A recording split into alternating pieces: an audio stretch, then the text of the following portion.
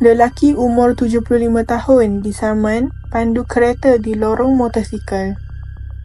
Seorang lelaki warga emas disaman susulan memandu kereta di lorong motosikal di Plaza Tol Bandar Kasia pada Rabu.